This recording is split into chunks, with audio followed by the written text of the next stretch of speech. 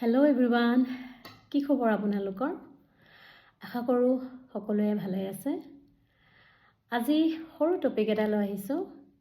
টপিকটো হৈছে দায়িত্ব আৰু ভাল লগা মাজৰ পাৰ্থক্য। দায়িত্ব এনেকুৱা এটা শব্দ যিটো আমি ভাল লাগিলেও বা নালাগিলেও কৰিবলৈ ধৰক বাধ্য, নহয়নে? দায়িত্ব এই ৱৰ্ডটোৱে ক'ৰবাত বাৰ্ডেনৰ ফিল এটা কৰায়। সেয়েহে যদি আমি এই দায়িত্বটো ৰিপ্লেচ কৰি ভাল লগা শব্দটো এড কৰি দিওঁ তেতিয়া কেনে হয় চাওঁচোন আহক। আমি আমাৰ সন্তানটিক ভালকৈ ডাঙৰ দীঘল কৰাটো আমাৰ দায়িত্ব। সেই দায়িত্ব সলনি যদি আমি ভাবোঁ আমি আমাৰ ল'ৰাটিক ভাল শিক্ষা দি ভাল পাওঁ বা ল'ৰাটিৰ লগত যিমানবোৰ কাম জড়িত হৈ থাকে ল'ৰাটিৰ লগত কৰিবলগীয়া বা সন্তানটিৰ লগত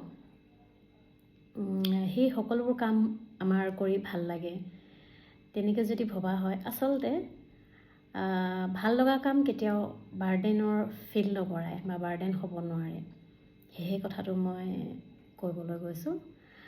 আৰু এটা কথা, যেনেকৈ এতিয়া শাহু শহুৰ বা মা দেউতাক শাহু শুশ্ৰূষা কৰাটো বা সময়ত খোৱা বোৱাৰ যত্ন লোৱাটো আমাৰ দায়িত্ব বুলি আমি ভাবোঁ, নহয়নে? কিন্তু সেই দায়িত্ব বুলি নাভাবি যদি আমি ভাবোঁ যে মা দেউতাক মোক শাহু শুশ্ৰূষা কৰাটো বা সময়ত খোৱা বোৱাৰ যত্ন লোৱাটো আমাৰ ভাল লগা কাম, মোৰ ভাল লাগে তেখেতসকলক চোৱা চিতা কৰাটো বা মোৰ ভাল লাগে তেখেতসকলক সময়ত খোৱা বোৱাৰ যত্ন লোৱাটো, তেতিয়া অকণমান হ'লেও ক'ৰবাত ভাল লগাৰ অনুভৱটো নিজে নিজে জাগি উঠিব।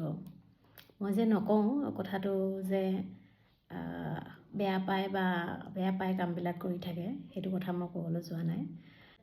ইয়াতো কথা এটা আছে যে মহিলাসকলে ভাবিব পাৰে যে আমিয়ে কিয় ভাল পাই কামবোৰ কৰিব লাগে।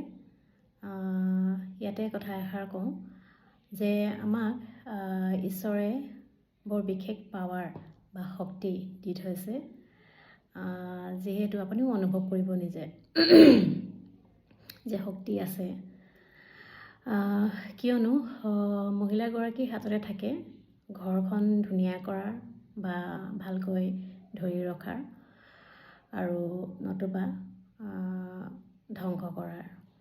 মন গ'লেই আপুনি ধুনীয়াকৈ ঘৰখন ধৰি থ'বও পাৰে বা মন গ'লেও আপুনি ঘৰখন ধ্বংস কৰি দিবও পাৰে। তাতে আপুনি ভাবক যে আপুনি ঘৰখন ধুনীয়াকৈ ৰাখিব বিচাৰে নে ধ্বংস কৰিবলৈ বিচাৰে। এইখিনি কথা ক'বলৈ ইচ্ছা নাছিল, কিন্তু প্ৰশ্ন উঠিবও পাৰে, সেইবাবেহে মই কথাখিনি কৈছোঁ। সেইখিনি আপোনালোকেও ভালদৰে জানে কথাখিনি। কোনে কি ভাবিছে, কোনে কি কৰিছে, কোনে আমাৰ কৰ্মৰ বিনিময়ত আমাক সেই মৰমকণ দিছে না সেইটো মই চিন্তা নকৰোঁ। মানে বিশেষকৈ কৰ্ম কৰি যাব লাগে, তাকো ভাল পায় আৰু ফলৰ চিন্তা আমি কৰিব নালাগে। এই কথাষাৰ শ্ৰীকৃষ্ণই কৈছিল, কৰ্ম কৰি যাব লাগে, ফলৰ কথা চিন্তা নকৰাকৈ। কি বুজাব পাৰিছোঁ বৰ বিশেষ মই ক'ব পৰা নাই, কিন্তু কয়ে আজি মনৰ কথাটোৱে মই মনটোৱে শান্তি পাইছোঁ দিয়ক, যিখিনি বহুত দিনৰ পৰা কথাখিনি সোমাই আছিল। সমাজখন ধুনীয়া কৰিবলৈ হ'লে প্ৰত্যেকেই নিজৰ পৰিবাৰ বা ফেমিলি সেইখন ধুনীয়া কৰাৰ চেষ্টা কৰিব লাগিব, তেতিয়াহে আমাৰ সমাজখন ধুনীয়া হৈ পৰিব।